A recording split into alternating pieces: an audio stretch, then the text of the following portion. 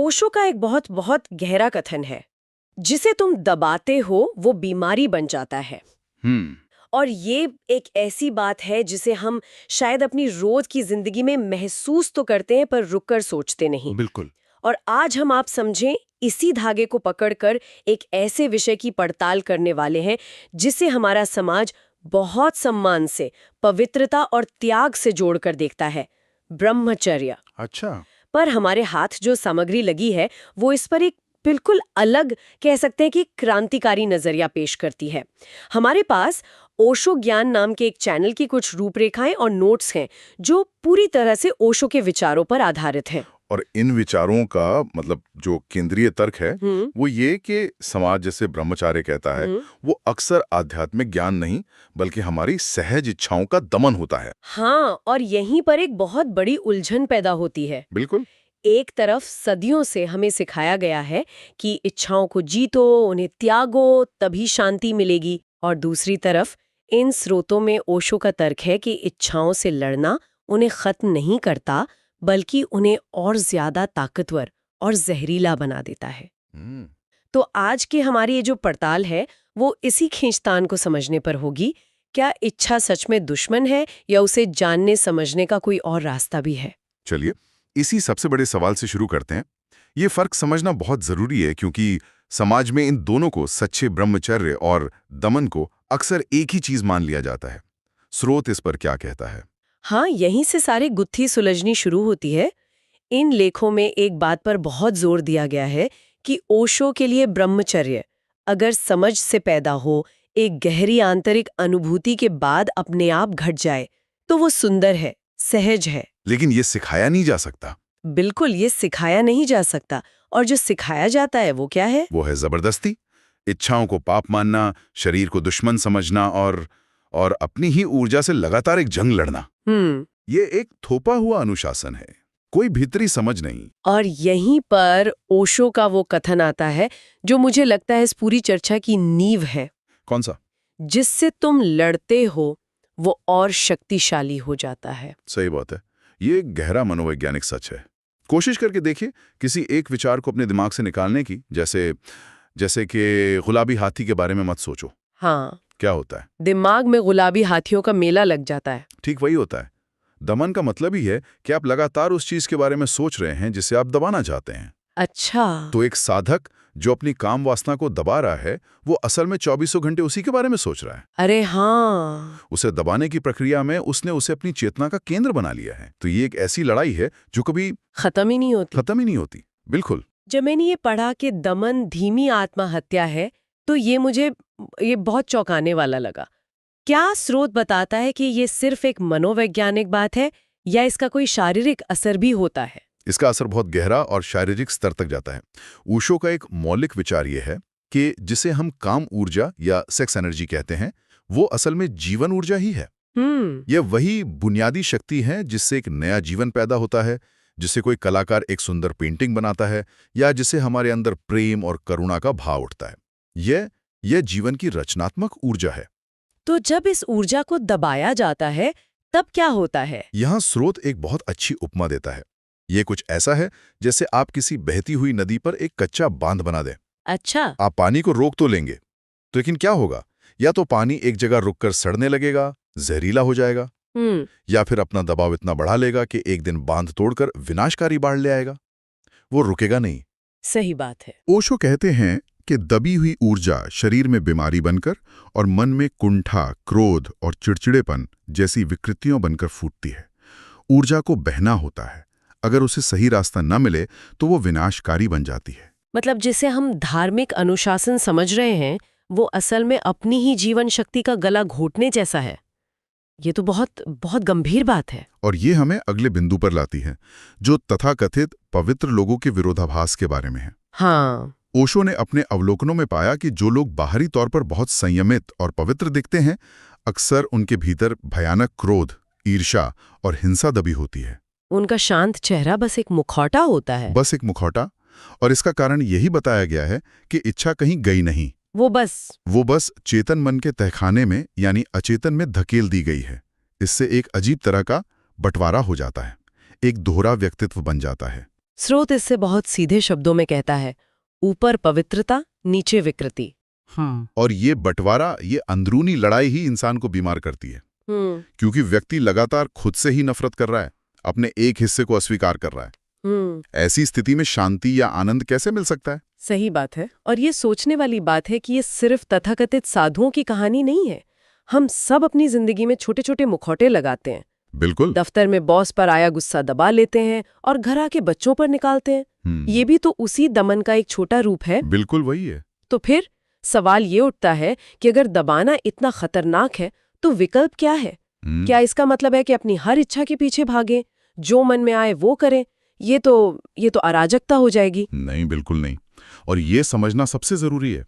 स्रोत बहुत साफ कहता है कि दमन का उल्टा भोग नहीं है। तो क्या है? विकल्प है बोध, यानी अवेयरनेस।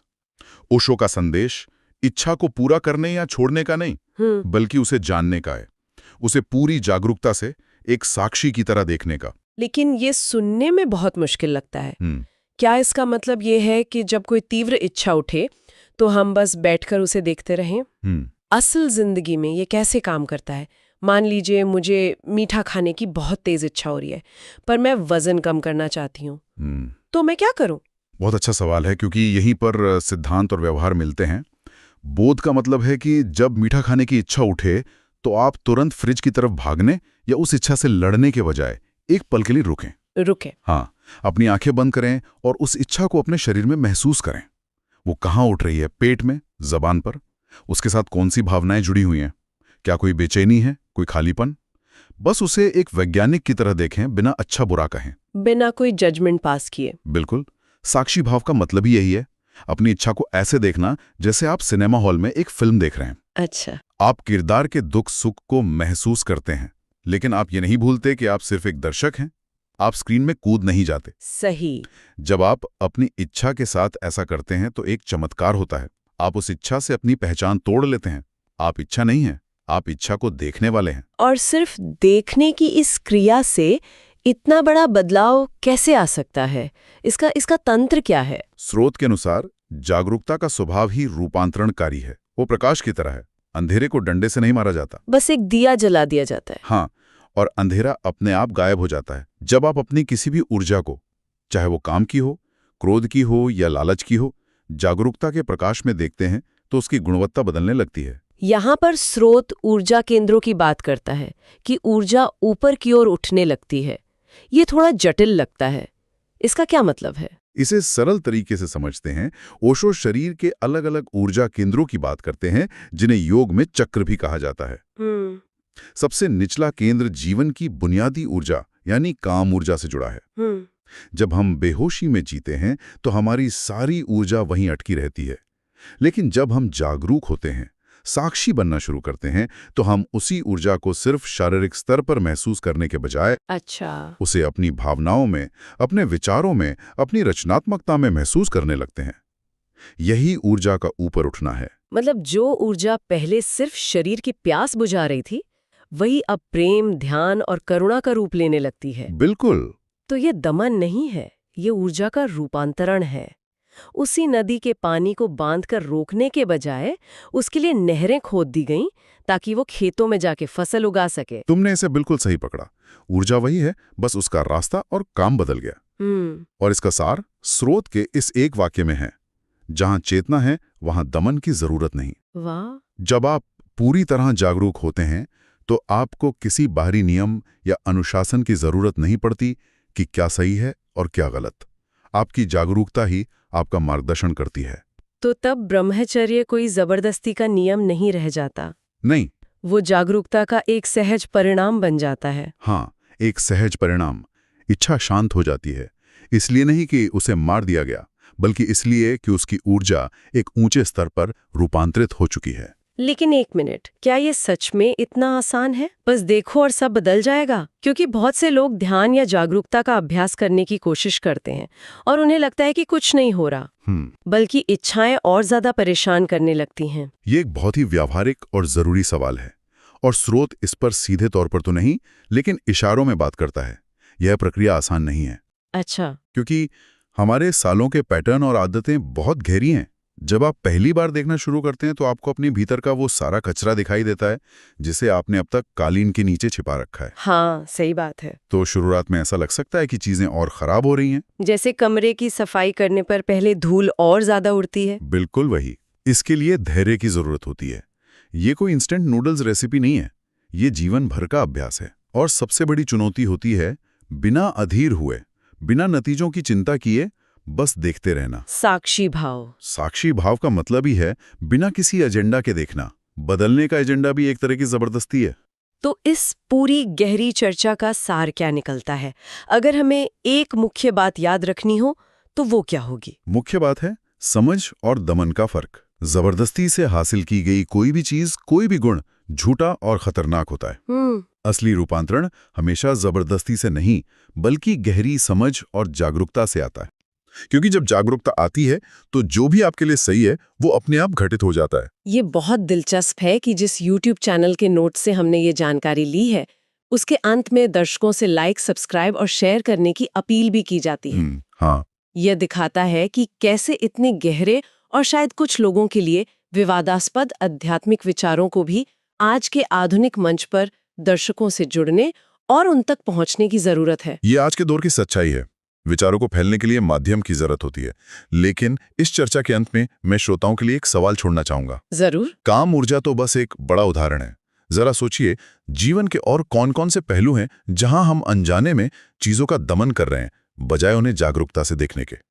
शायद हमारा गुस्सा, जिसे हम प्रोफेशनल दिखने के लिए पी जाते हैं, हमारा डर, जिसे हम बहादुर दिखने के लिए छुपाते हैं, या शायद हमारे अधूरे सपने, जिन्हें हम व्यावहारिक होने के नाम पर दफना देते हैं। सही बात है। हो सकता है हमारी कई बीमारियां और बेचैनियां इन्हीं दबे हुए तहखानों से आ रही हों।